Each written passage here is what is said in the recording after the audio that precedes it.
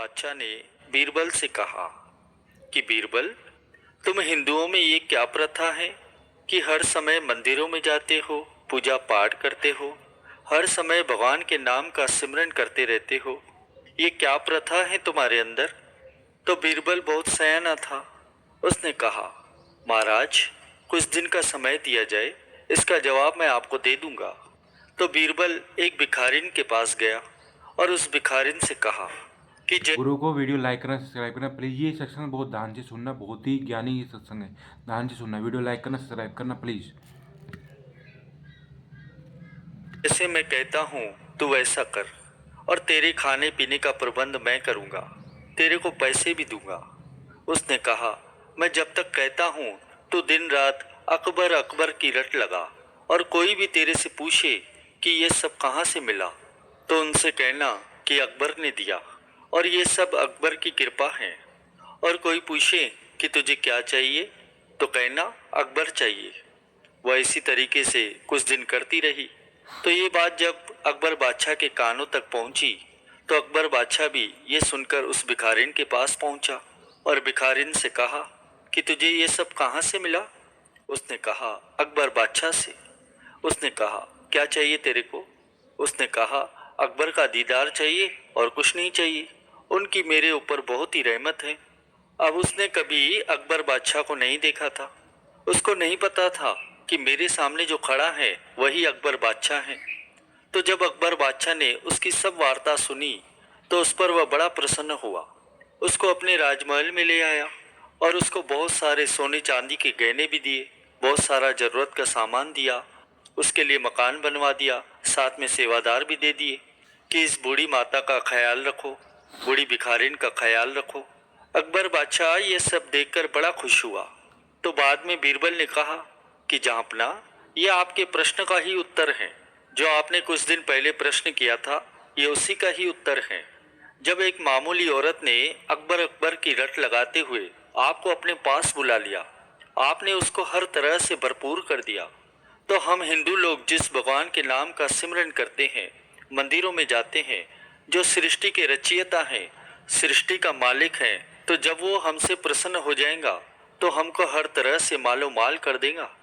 तो गुरुमुखों, आप स्वयं अनुभव करो कि हमको हमारे श्री सद्गुरुदेव महाराज जी ने अपनी चरण शरण प्रदान करके, सच्चे नाम की दीक्षा दे करके अपने चरणों की छत्र छाया बख्शी है, और इस समय भी हमारे सम्मुख विराजमान है।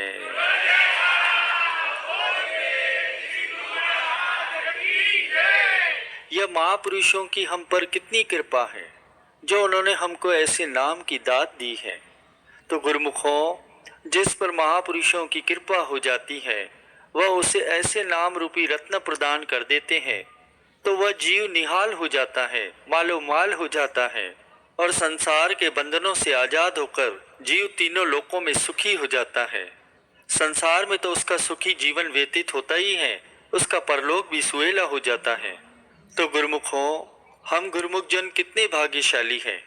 आप भी स्वयं अनुभव करते हैं कि जब भी आप महापुरुषों के चरणों में जाते हैं, अपने लिए कोई विनती करते हैं, कोई दुख दर्द की विनती करता है, तो गुरु महाराज जी यही फरमाते हैं कि 2 घंटे भजन करो, नाम का सिमरन करो। और जो गुरुमुख महापुरुषों के वचनानुसार इस दरबार के नियमों को निभाता है और 2 घंटे भजन सिमरन करता है, तो वह हर तरह से संसार के दुखों से, संसार की परेशानियों से निजात हासिल कर लेता है, और उसकी जीवात्मा का भी कल्याण हो जाता है, परलोक भी सुहेला हो जाता है।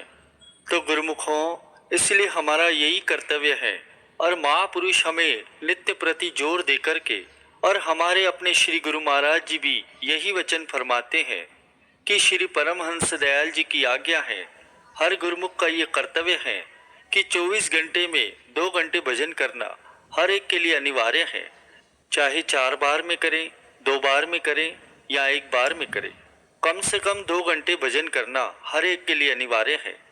जब हम 2 घंटे भजन सिमरन आज्ञा अनुसार करेंगे तो हमारे रोम रोम में नाम की ध्वनि चलने लग जाएंगी, जिससे हमारा लोक भी सुखी होगा और परलोक भी सुखी होगा, और जीवात्मा का कल्याण भी हो जाएगा।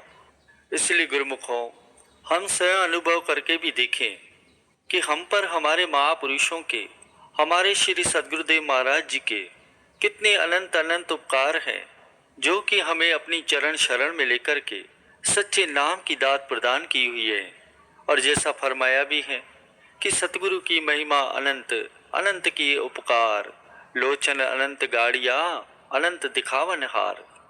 महापुरुषों की महिमा अनंत है और अनंत उपकार उन्होंने किए हैं हम जीवों पर, कि हमें ये ज्ञान की रोशनी प्रदान करके सच्चे नाम की दीक्षा दे दी है। यह उनके हम पर अनंत अनंत उपकार है। कहते भी हैं, सतगुरु सा दाता नहीं तीन लोक मंजार, जो बखे सतनाम धन भक्ति अमोलक सार। कि संसार के अंदर इस जीव को बहुत कुछ देने वाले होते हैं, बड़े बड़े सेठ होते हैं, साहूकार होते हैं, जो गरीबों को, जरूरतमंदों को बहुत कुछ दान देते हैं।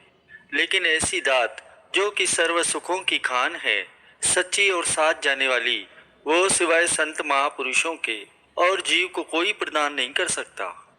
सतगुरु सा दाता नहीं तीन लोक मंजार, तीनों लोकों में ऐसे दातार, ऐसे बख्शिश करने वाले और कोई नहीं है, जो बखे सतनाम धन भक्ति अमोलक सार। जो सच्चे नाम की बख्शिश करते हैं, भक्ति की दात की बख्शिश करते हैं, यह अमूल्य वस्तु है जिसका मोल तोल नहीं पाया जा सकता। सच्ची वस्तु है, सार वस्तु है। हमारे परम आराध्य देव श्री श्री 108 श्री पंचम पातशाही गुरु महाराज जी के अमर वाणी के ये वचन है, सार वस्तु है जगत में पावन हरि का नाम, नाम हरि का सिमरत पूर्ण हुए सब काम।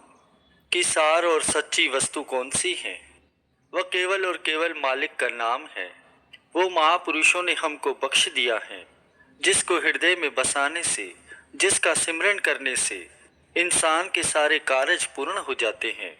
जीवात्मा का भी कल्याण होता है, लोग भी सुखी होता है और परलोक भी सुहेला हो जाता है।